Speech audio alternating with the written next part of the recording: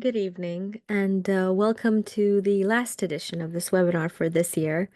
It was a very fast year, but I'd like to begin by thanking you for watching us all for this entire year. We've already have a full 100% year of these webinars.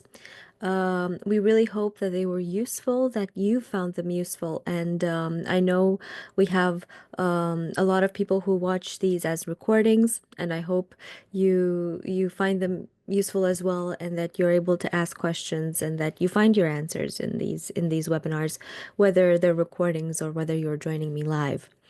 If you have any feedback, please send it our way in any of the usual ways you contact us.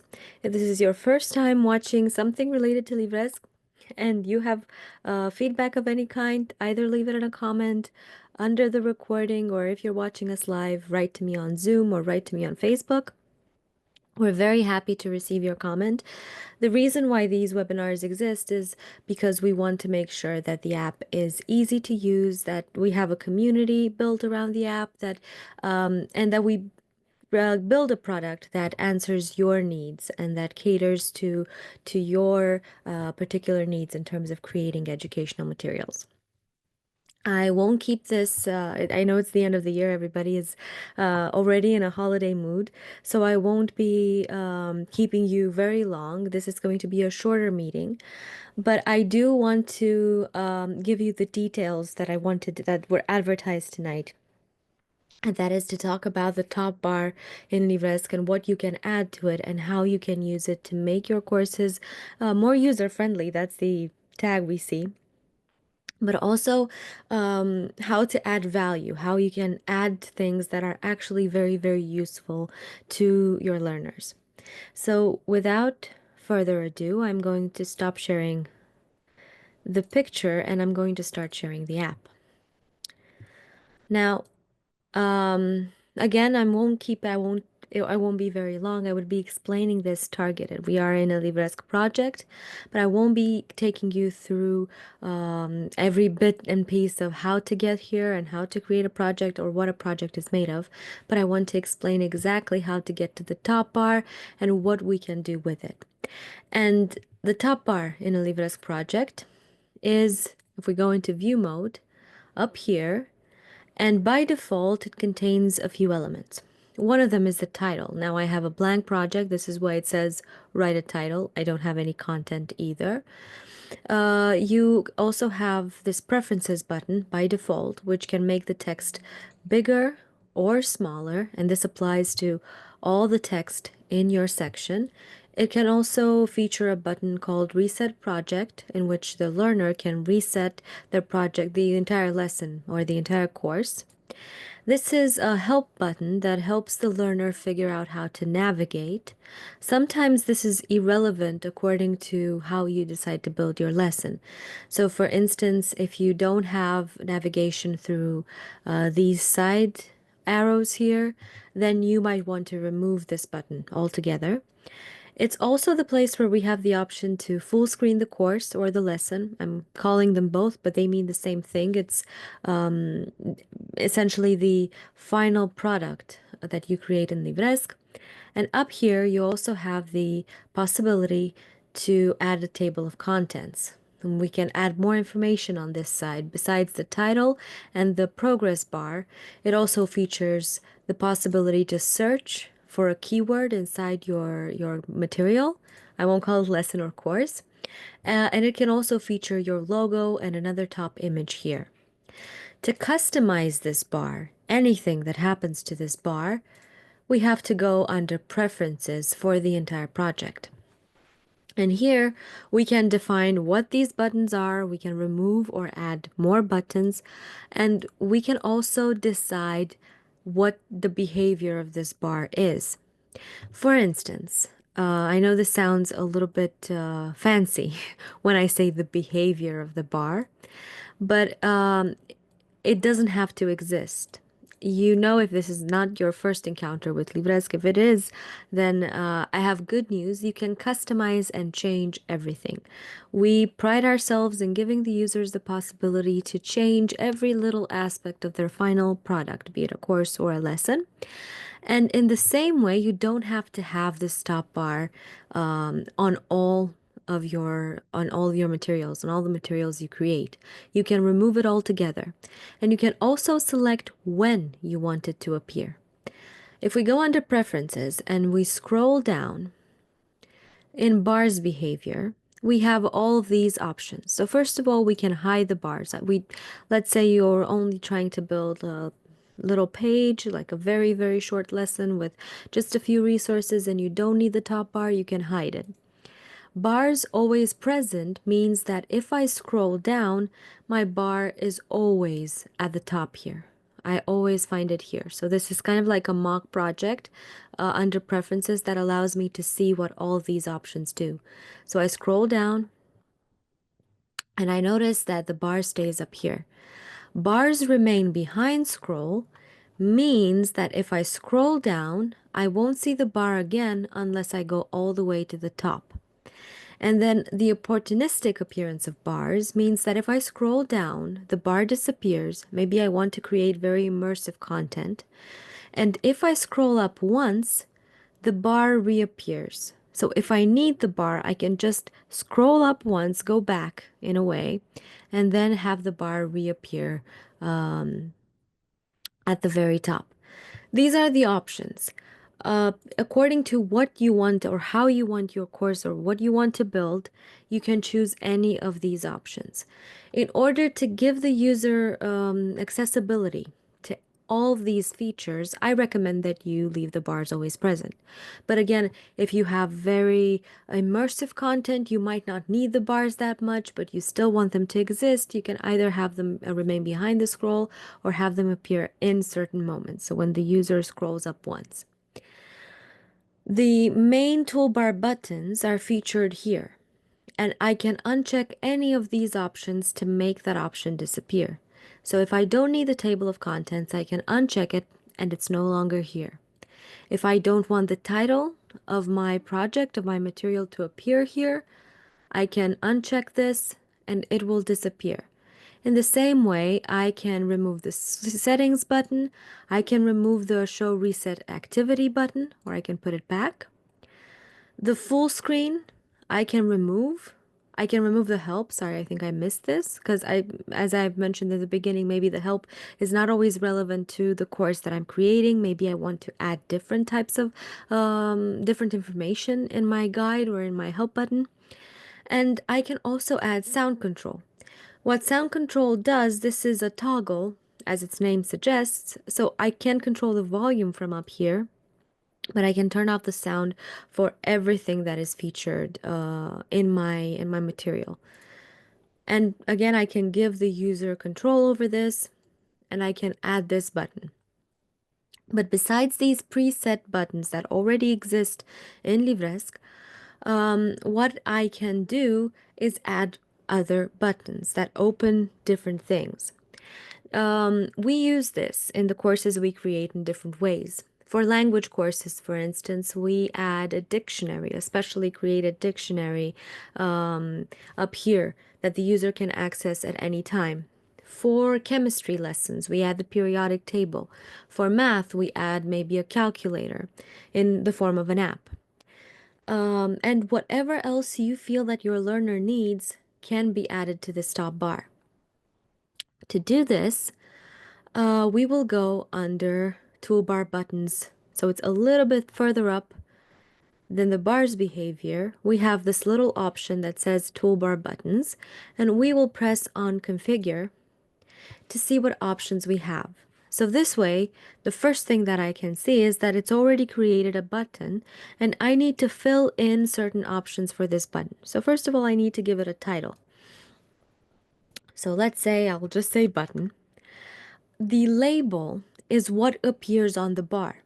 And we have two options for this. We can either have a word appear up there, an actual label, like button, or we can add an icon. We can upload a little picture that fits and that will be displayed here.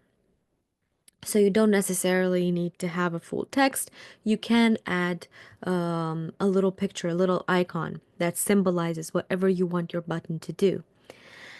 The last step is choosing an action. So what happens when somebody presses this button? And we have two options here. It can either launch a section, so an entire section of the project, or it can launch a resource from a section. So if you want it to be a pop-up of an entire section, maybe a help guide featuring more information, we'll do a mock of this in a second. You can do that. You can say launch section. I only have one section, obviously. It won't make a lot of sense now. And then we can even configure the size of the window because it appears as a pop-up. And if you want it to be a certain size, then you can configure it from here. But essentially, it will be responsive. So if you just leave this blank, it will adapt to the size of the screen that the material is displayed on. By the way, a good principle, a good rule of thumb is whenever you don't need a particular property, don't leave it blank, just remove it. And this way we can ensure that there are no errors. And I'll keep saying this throughout these webinars. It's just a good way to prevent errors and different types of bugs. But if you do find bugs, let us know. So I'm not adding any options, any size options for my window. And then this is my first button. I can just leave it as is. You've already seen that it's created in this little mock-up. And when I press it, if I go into view mode, hold on. I don't know if it allows me to, I need another section. So that's my problem. Hold on. Okay. We go, let's add some content to this section, maybe a video. So this is a section, the second section I've created. And the button will launch my first section. I go into view mode, I press it, and it launches it.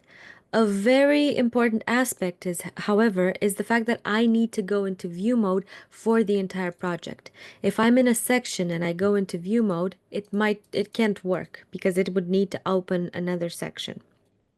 So this is very important. Also, good to notice is the fact that if my section is featured on a toolbar, on the toolbar, I have this little icon here. This essentially tells me that there is a use for this section already, that it has a purpose. It's not a section, a regular section, just like the other ones.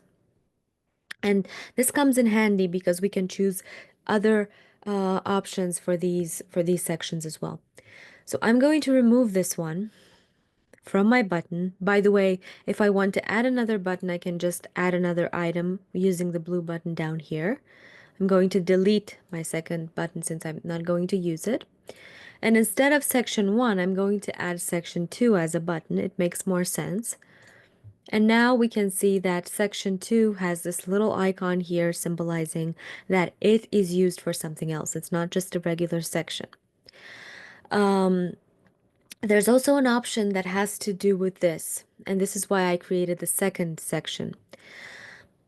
In terms of navigation, if I add sections one right after the other and I add them to the table of contents, then the user, one way or another, will be able to navigate through these sections. If I want a section to only feature content for the toolbar, I can click on hide the sections that are not included in the table of contents. So if I go ahead and add this bookmark, introduction, this is my main section. In my main section, I have the introduction, and maybe I'll add some more content. I have a gallery of images, I have another text, and maybe at the very bottom, I have a quiz. And I'll add another bookmark on my quiz row saying that it's a quiz. I'll leave the name of the section like this, and maybe my second section only has a bookmark as well. I'll just say bookmark section 2, just so that I can make it obvious. But we'll call this section guide, no longer section 2, so that you can tell that it's because maybe I just want to add a different guide that can give my learner some information about how to navigate in my material. If I go under Preferences, now we can see that in the toolbar button, what it is set to do is launch the guide. However, if I create a table of contents, hold on, introduction quiz, and then for guide, we have bookmark section 2. If I try to create the table of contents featuring this, it won't even show it because it's already in the bar. So it won't allow me. However, sometimes if we do these steps in the other order, it might show here. The essential bit is we don't add the content to the table of contents because then we can check this. And if it's not featured, it won't be able to, the learner won't be able to access it unless they press this button. So you don't want it to be part of your lesson in the navigation of the learner. You want it to just appear at the press of this button. So essentially, this is where you create all of your content, and this content can be destined for different things. This section is where my main information is, and this is the button that is not supposed to be in the table of contents, and I can even check to make sure I can add this option to make sure that it won't be featured in the table of contents. If I go into excuse me, if I go into view mode now, I have my contents, have the table of contents up here, and my lesson stops.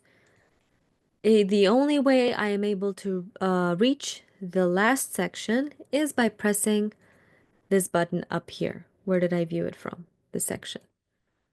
Except it's not working. Just a second. Let me see what I've done. It's guide here. It's not in the table of contents, so maybe I'm checking an option twice. If we go into view mode, now it's working. If we go into view mode, my section pops up. I only want the video, no problem. I can reconfigure my toolbar button and it can only launch a resource from a section. My section is guide and the resource is the video. And now, if I go into view mode and I click on my button, it just launches the video in a pop-up window that is responsive and will resize according to where I need it to be and how big or small I need it to be. And again, this is a very, very useful feature. It shows it can add information that the learner needs or would be advantage if they have. Um, this bit here, because I also want to give you very brief information about this bit. So I can hide the progress bar again from the preferences. I can even uncheck this option to be able to search inside. I can find it now. We have a lot of options here. So there should be something to do with search. I can uncheck this and there we go, activate search. And the users won't be able to search through the content. And also I can change the what we call the hero image.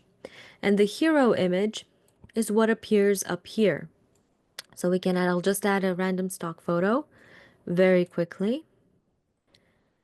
It's kind of like a banner for the table of contents, and the logo will appear at the bottom of the table of contents.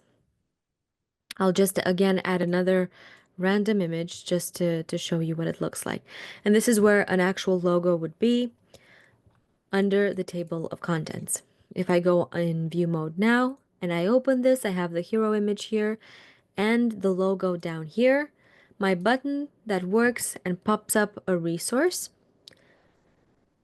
And one more thing that I can change about this is when my table of contents appears and how it behaves. And this is done on menu auto open.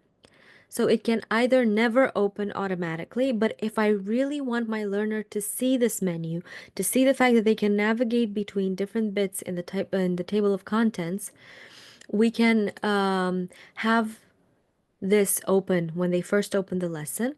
So if we go into view mode, this automatically opens.